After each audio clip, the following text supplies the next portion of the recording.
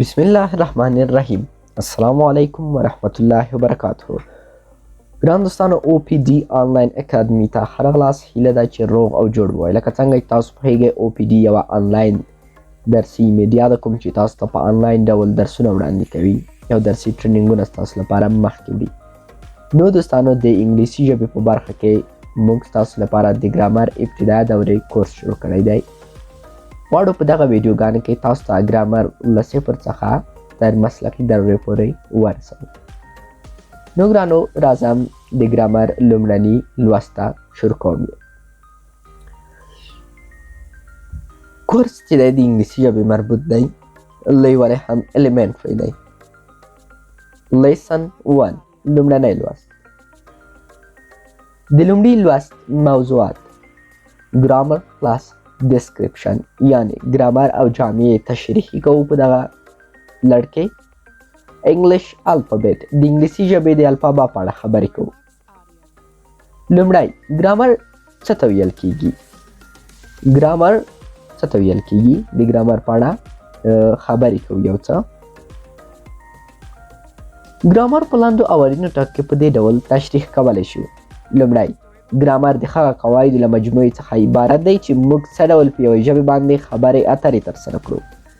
یعنی کله چې موږ د یوې ژبې په ګرامر باندې وپوهیږو، کولی شو په هغه ژبه باندې په معیاري ډول خبرې وکړو. دوهم تعریف: ګرامر له هغه قوانینو څخه عبارت دی چې موږ ته دا لارښوونه کوي چې څنګه کولی شو سمې خبرې او دقیقه لیکنه ترسره کړو. یعنی کله چې موږ په ګرامر باندې وپوهیږو، کولی شو سمه دقیقه لیکنه وکړو او په معیاري ډول یا هم اکاډمیکل ډول په یوه ژبه باندې خبرې ترسره کړو. د انګلیسي ژبې د الفابا توري: د انګلیسي ژبه په عمومي توګه 26 الفابا توري لري. د انګلیسي ژبې د الفابا توري د لیکلو په اساس په دوه ډوله دي. یعنی دوستانو، انګلیسي ژبه چې دا 26 الفابا توري لري، هر ژبه ځان ته یو مقدار الفابا توري لري چې کوم د هغې ژبې اساسي ټکي دي چې د لیکلو کې ترې استفاده کوي، یا هغه نښې دي چې موږ په لیکلو کې ترې استفاده کوو. د انګلیسي ژبه هم 26 الفابا حروف لري. د انګلیسي ژبې د الفابا توري د لیکلو په اساس دوه ډوله دي. یعنی کله چې موږ د انګلیسي ژبې لیکنه کوو، موږ کولی شو له دوه ډولې تورو څخه کار واخلو تر څو ولیکو. لومړی لوی یا غټ توري دي، دوهم کوچني توري دي. لومړی راځم لوی توري ته یا هم کاپیټل لیټرز. لوی توري ته په انګلیسي کې وایي چې کاپیټل لیټرز. تلفظ ته تاسو متوجه شئ تر څو پرې وپوهیږئ. A B C D E F G H I J K L M N O P Q R S T U V W X Y Z یا هم Z.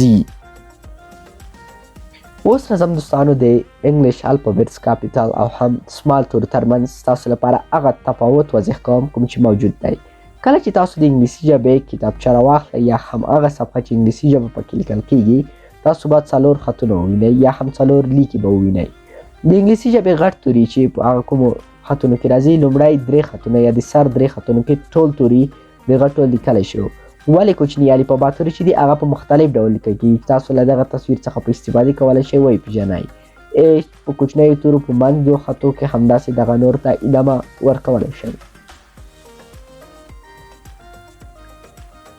لیکنې ډول تاسو دلته بیا هم ستاسو لپاره واضح شوی دی چې څنګه یې کولی شو ولیکو. تاسو له دغه تصویر څخه په استفادې بیا هم کولی شئ ګټه ترې واخلئ. دوستانو، د غږ له مخې انګلیسي ژبې توري په 3 برخو ویشل شوي دي. یو واولز لیټرز دي، دوهم کانسوننت لیټرز دي، دریم سیمی واولز لیټرز دي. لومړی دوستانو، ستاسو لپاره واول لیټرز تشریح کوو چې څه ته وایي.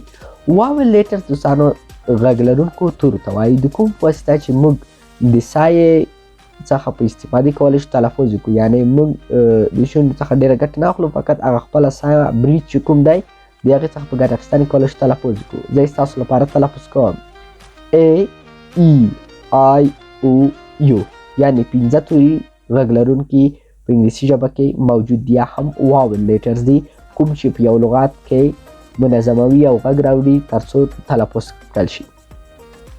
د غږ لرونکو یا واول ټکو لپاره چې د لغات په لومړي سال کې راشي نو موږ له لاندې قاعدې څخه ګټه اخلو. ان یا هم ان کله چې د یو لغات په سر کې واول توری راشي د هغې لپاره موږ لومړی ان استعمالوو چې ویې شمارو. مثال ګرانه ښوونکي زده کوونکو ته د پورتنۍ قاعدې په اړه ساده معلومات ورکړئ. یعنې موږ ان له یو لغات څخه مخکې د هغه د مقدار لپاره استعمالوو. مثال موږ وایو چې ان آپل یوه مڼه.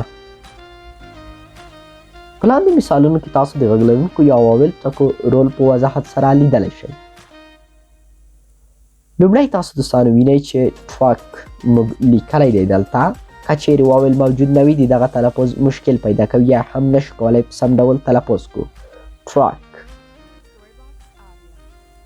دوهم دوستانو سمال دی.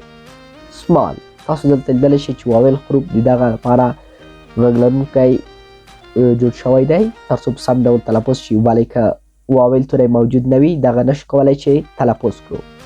ټرک دوستانو د لوی موټر یا هم لری موټر په معنا دی. سمال یعنی کوچنی. سیل. سیل سیل دوستانو د حجرې یا هم کوټې په معنا ده، کوم چې د ای واول توري څخه بغیر نشو کولی تلفظ کړو یا هم هغه د ای څخه بغیر حالات تاسو دلته لیدلی شئ. بل دوستانو موږ وویل چې کانسوننټ لیټرز یا هم سیمي واول لیټرز دي. کانسوننټ لیټر هغه دي بې غږ لرونکي توري ورته وایي. سیمي واول لیټرز معنا نیمه غږ لرونکي توري، یعنې کله چې په لغات کې استفاده شي ځینې غږ نه لري او دا ځینې هم نیمه غږ لرونکي دي. تاسو دوستان لیدلی شئ چې بي سی ډي اف جي اچ جے کے ال ایم ان پی کیو آر اس ټي وي ایکس زید دغه د کانسوننټ لیټرز په برخه کې راځي. خو سیمي واول لیټرز کې فقط دوه توري موجود دي کوم چې ډبلیو او وای دي. دوستانو دغه و د لومړي لوست پای. هیله ده چې یو څه د زده کړې سبب به مو شوی وي. تر بلې ویډیو چې بیا ستاسو خدمت کې زیږو د لوی څښتن تعالی پهپان.